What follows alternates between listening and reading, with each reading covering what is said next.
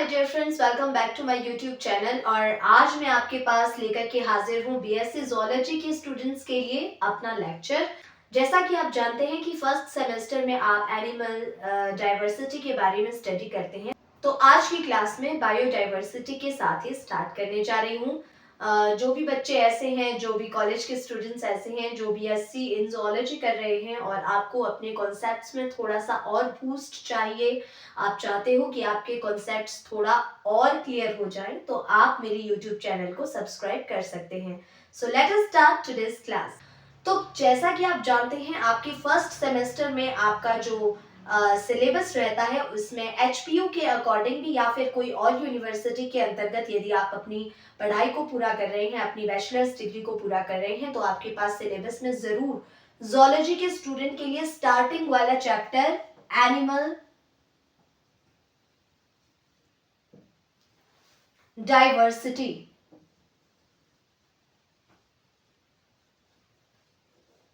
Animal diversity से related जरूर आपके सिलेबस में कॉन्सेप्ट्स होंगे फ्रेंड्स। और आपको इसको अंडरस्टैंड करने के लिए सबसे पहले मैं आपको बहुत ही बेसिक चीज के पास लेकर के चलती हूँ, और वो है आपका बायोलॉजी।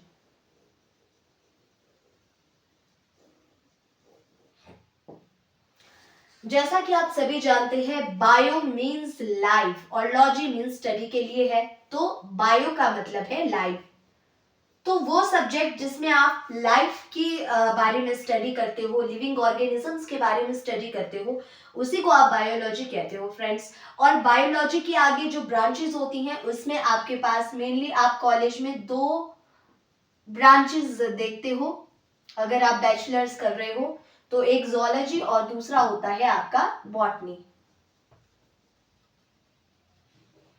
ज़ूलॉजी वाले स्टूडेंट जो है वो बॉटनी को भी जरूर स्टडी करते हैं। अगर आप सेमेस्टर सिस्टम में स्टडी कर रहे हैं तो बॉटनी आपके पास अवश्य होगा, और अगर आप सेमेस्टर सिस्टम में भी नहीं स्टडी कर रहे हैं, ईयरली सिस्टम में पढ़ रहे हैं, तो भी आप ज़ूलॉजी के साथ बॉटनी जरूर पढ़ते हो। तो आज की क्लास को स्टार्ट करते हैं बायोलॉजी के कॉन्सेप्ट बायोडाइवर्सिटी के साथ फ्रेंड्स। Let us start. तो फ्रेंड्स, अगर मैं आपको बायोलॉजी की बात करवाऊं, क्योंकि आप एनिमल डाइवर्सिटी को पढ़ने वाले हैं, तो एनिमल डाइवर्सिटी में मैं आपको सबसे पहले बताना चाहूंगी बायोडाइवर्सिटी के बारे में।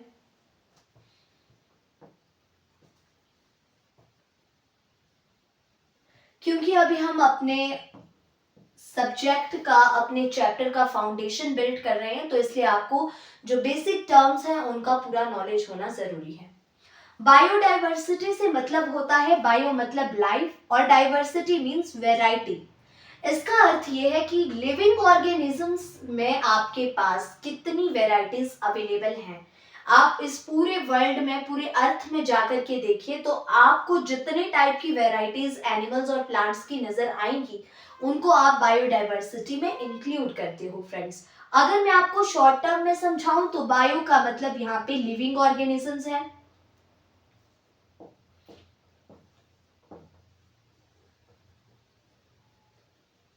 और जो डाइवर्सिटी है इसका अर्थ है वैरायटी, जिसको आप हिंदी में जैविक विविधता कहते हो। यानी कि कितने अलग अलग प्रकार के लिविंग ऑर्गेनिजम्स को आप अपने आसपास देख सकते हो। क्योंकि यहाँ पे लिविंग ऑर्गेनिजम्स की बात की गई है ना दोस्तों, तो लिविंग ऑर्गेनिजम्स में आपके पास प्लांट्स भी आएंगे, इसमें आपके पास एनिमल्स भी आएंगे, और प्लांट्स और एनिमल्स के अलावा जितने भी ऑर्गेनिजम्स आपके आसपास होते हैं, जिनको आप प्लांट्स और एनिमल्स में ना इंक्लूड करके, फॉर एग्जांपल फंजाई हो गया, है ना, प्रोटिस्ट्स हो गया, मोनेराज हो गए, आपके पास जितने भी लिविंग ऑर्गेनिजम्स जिनको आप 5 किंगडम क्लासिफिकेशन सिस्टम में रखते हो, उनमें जो वेराइटी देखने को मिलती है उसी को आप बायोडाइवर्सिटी कहते हो फ्रेंड्स। बायोडाइवर्सिटी में ये जानना बेहद जरूरी है कि अगर आप टोटल लिविंग ऑर्गेनिजम्स की बात करो, तो आपके पास इस दुनिया में अभी तक 1.7 से लेकर के 1.8 मिलियन एनिमल और प्लांट स्पीशीज है जिनका नॉमेनक्लेचर किया जा चुका है। नॉमेनक्लेचर किया जा चुका है का मतलब है कि उनको साइंटिफिक नेम मिल चुका है फ्रेंड्स। तो 1.7 से लेकर के 1.8 मिलियन के लिविंग ऑर्गेनिजम्स की ऐसी स्पीशीज है जिसमें आप बोल सकते हो कि इनको आपने साइंटिफिक नाम दे दिया है। ठीक है ना फ्रेंड्स। तो इसका मतलब है इनका क्लासिफिकेशन हो चुका है, इनको आइडेंटिफाई किया जा चुका है।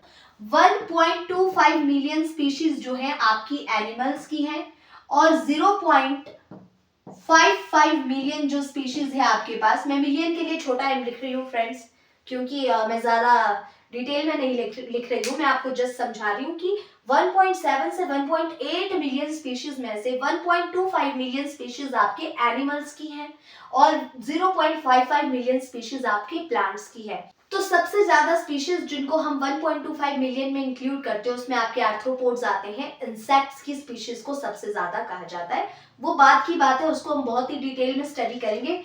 फिलहाल के लिए आपके पास जानना जरूरी है कि बायोडायवर्सिटी में जब हम लिविंग ऑर्गेनिजम्स की वैरायटी की बात करते हैं तो 1.7 से 1.8 मिलियन के आसपास की जो स्पीशीज हैं उनका जो है साइंटिफिक नामांकन हो चुका है, साइंटिफिक नोमेनक्लेचर हो चुका है और उसमें से 1.25 मिलियन स्पीशीज आपके एनिमल्स की हैं और बाकी 0.55 मिलियन स्पीशीज जो आपकी हैं वो आपके प्लांट्स की हैं। साइंटिस्ट का मानना यह है फ्रेंड्स कि ये सिर्फ वो स्पीशीज है जिनको हम पहचान चुके हैं, जिनके बारे में हम जान चुके हैं, जिनको हम आइडेंटिफाई क्लासिफाई कर चुके हैं, जिनका हम नोमेनक्लेचर कर चुके हैं। लेकिन साइंटिस्ट का मानना ऐसा है कि पूरी धरती पे अगर हम बात करके चलें 5 से लेकर के 30 मिलियन स्पीशीज जो है आपकी पूरी अर्थ पे अवेलेबल है, जिनको आप समझ लो कि 5 से 30 मिलियन तक स्पीशीज अगर हमारे पास है उसमें से सिर्फ हम 1.7 से 1.8 मिलियन को ढूंढ पाए हैं फ्रेंड्स, और अभी बहुत से स्पीशीज मिलना बाकी है। लेकिन ये स्पीशीज कहां पर है और साइंटिस्ट ने ऐसा कैसे कह दिया कि 5 से 30 मिलियन स्पीशीज अवेलेबल है। हर साल लगभग 15,000 नई स्पीशीज मिलती हैं फ्रेंड्स, प्लांट्स और एनिमल्स की। इसी बेसिस पे साइंटिस्ट का कहना ये है कि 5 से 30 मिलियन टोटल स्पीशीज हो सकती हैं। लेकिन जो अभी बहुत सारे ऐसे एरियाज हैं जो अभी तक हमने एक्सप्लोर नहीं किए हैं, जैसे ट्रॉपिकल रेन फॉरेस्ट के बहुत से एरिया ऐसे हैं जो अभी तक हमने एक्सप्लोर नहीं किए हैं। इसके अलावा जो आपका अंडर वाटर रीफ फॉर्मेशन होता है वहां पे भी अभी हम एक्सप्लोर अच्छे से नहीं कर पाए हैं। इसके अलावा साइंटिस्ट का मानना यह भी है कि आज की डेट में हमारे पास जो स्पीशीज इस धरती पर है ना, उससे लगभग 50 से 100 गुना ज्यादा स्पीशीज एक्सटिंक्ट हो चुकी हैं। जी हाँ, कई बिलियन साल पहले की जो एक्सटिंक्ट स्पीशीज है वो आज की स्पीशीज से 50 से 100 गुना ज्यादा है। इसलिए ये माना जाता है कि एक्सटिंक्ट स्पीशीज ज्यादा है as compare to existing species. तो आप ये समझ सकते हो कि हमारी अर्थ में ऐसी बहुत सी चीजें हैं जिनको हम अभी तक ढूंढ नहीं पाए हैं, जिनकी हम अभी तक खोज नहीं कर पाए हैं। Now let us move towards the next phase। क्योंकि हम डाइवर्सिटी की बात कर रहे थे फ्रेंड्स, तो डाइवर्सिटी हर चीज में होगी। डाइवर्सिटी होगी किसी ऑर्गेनिज्म के हैबिटेट में भी, डाइवर्सिटी होगी उनके अपीयरेंस में भी, डाइवर्सिटी होगी उनके साइजेस में भी। जैसा कि आप जानते हो कि बायोलॉजी में जब हम स्टडी करते हैं तो हमें पता चलता है कि बहुत ही छोटा माइक्रो ऑर्गेनिज्म भी हमारे पास है और बहुत बड़े साइज के ऑर्गेनिज्म भी हमारे पास है, जिसमें आप व्हेल तक को इंक्लूड कर सकते हो। साइजेस के बेसिस पे अगर हम डाइवर्सिटी ढूंढने निकले तो लिविंग ऑर्गेनिज्म में बहुत ज्यादा डाइवर्सिटी देखने को मिलती है। हमारे पास कुछ एक माइक्रो ऑर्गेनिजम्स ऐसे होते हैं जिनका साइज लगभग 0.15 माइक्रोमीटर से लेकर के स्टार्ट होता है। और अगर आप सबसे बड़े लिविंग ऑर्गेनिज्म की बात करो जिसमें आप ब्लू व्हेल को इंक्लूड करते हो तो उसका साइज लगभग 30 मीटर तक वेरी करता है और जा सकता है। 30 मीटर तक की ब्लू व्हेल आपको देखने को मिल सकती है। तो इन दिस केस आप देख सकते हो कि हमारे पास जो लिविंग ऑर्गेनिज्म होते हैं वो कुछ एक माइक्रोमीटर से लेकर के कई मीटर्स तक की लेंथ के हो सकते हैं। तो इस तरह से हमको डाइवर्सिटी उनके साइजेस में देखने को मिलती है। दूसरी बात हम क्या करते हैं, दूसरी बात हम करते हैं उनके हैबिटेट की। हैबिटेट का अर्थ होता है कि कोई ऑर्गेनिज्म कहाँ रह रहा है, क्या वो टेरेस्ट्रियल है, जमीन पे रह रहा है, या फिर एक्वाटिक है, पानी में रह रहा है, या फिर ट्रीज पे रह रहा है, आर्बोरियल है, एरियल है, हवा में रह रहा है। तो इस तरह से जब हम किसी ऑर्गेनिज्म की लिविंग स्टाइल की बात करते हैं कि वो रहता कहाँ है, उसका जो होम है, होम टाउन, वो कहाँ है, तो उसको आप हैबिटेट में इंक्लूड करते हो, उसको आप हैबिटेट में स्टडी करते हो। हैबिटेट में भी आपको वेराइटीज देखने को मिलेगी। कुछ बैक्टीरिया आपके पास ऐसी हैं जो extreme habitat condition, extreme habitat में रहते हैं। कुछ एक बैक्टीरियाज ऐसे हैं जो बड़े हॉट वाटर स्प्रिंग्स में आपको देखने को मिलेंगे, और कुछ एक ऐसे होंगे जो बहुत ही 0 या -डिग्री टेम्परेचर पे रिसाइड करेंगे। कुछ एक बैक्टीरिया ऐसे होंगे जो जनरली जहाँ पे नॉर्मल टेम्परेचर है वहाँ पे रिसाइड करेंगे। इसी तरह से आपके पास डिफरेंट लिविंग ऑर्गेनिजम्स होते हैं जो डिफरेंट डिफरेंट जगहों पर रहते हैं। लैंड पे रहने वाले ऑर्गेनिजम्स बहुत सारे हैं, वाटर में रहने वाले ऑर्गेनिजम्स बहुत सारे हैं जिनको आप एक्वाटिक ऑर्गेनिजम्स कहते हो। तो डिफरेंट डिफरेंट टाइप के ऑर्गेनिजम्स आपके पास हैं, और हैबिटेट में आप इन सबको इंक्लूड करते हो कि कोई ऑर्गेनिज्म कहाँ पर रहता है। दूसरी बात आप जो हमेशा कंफ्यूज करते होंगे वो होता होगा हैबिट। बेसिकली जो बच्चे होते हैं वो इन दोनों में बड़े कंफ्यूज रहते हैं, क्योंकि ये जो वर्ड्स होते हैं बड़े सिमिलर से नजर आते हैं।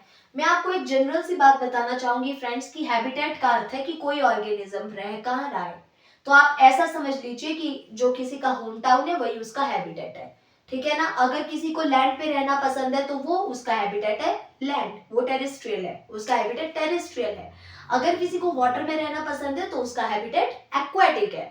लेकिन अगर मैं हैबिट की बात करूं तो हैबिट का अर्थ होता है कि कोई ऑर्गेनिज्म का बिहेवियर कैसा है, वो कौन सी डेली रूटीन को फॉलो करता है, नाश्ते में क्या खाता है, सोता कैसे है, ठीक है ना, उसको पसंद क्या है, वो अपने डेली लाइफस्टाइल में क्या इंक्लूड करता है। आप भी तो अपनी डेली लाइफ में देखते हो कि अच्छा कुछ लोगों को मॉर्निंग वॉक जाना बहुत पसंद होता है, फिट रहना बहुत पसंद होता है, हेल्दी लाइफस्टाइल पसंद होता है। कुछ लोगों को हैबिट होती है कि वो हर बार अपने मील में सैलेड को जरूर इंक्लूड करेंगे। कुछ लोगों का एक पर्टिकुलर चीज को लेकर के हैबिट होता है कि जैसे मुझे अर्ली इन द मॉर्निंग जागना है, मुझे रात को जल्दी सो जाना है, तो ये भी तो एक हैबिट है। तो जो आप रोज फॉलो कर रहे हो ऐसी चीज को आप हैबिट कहते हो, जो आपका ऐसा बिहेवियर है जिसकी वजह से आप उस रूटीन को डेली कैरी ऑन कर रहे हो उसको आप हैबिट कहते हो, और जहां पर आप रहते हो वो आपका हैबिटेट है, ठीक है ना। और नेक्स्ट क्लास में फिर हाजिर होंगे आपके सामने नए कॉन्सेप्ट्स को लेकर के आपके ज़ूलॉजी के। तो जो भी बीएससी ज़ूलॉजी के स्टूडेंट्स हैं वो मुझे फॉलो करें, और आपको इस चैनल को फॉलो करके कभी भी रिग्रेट नहीं होगा। आई होप कि आपको अच्छे से समझ आ रहा होगा। See you in the next video, till then bye bye and have a great day. Bye.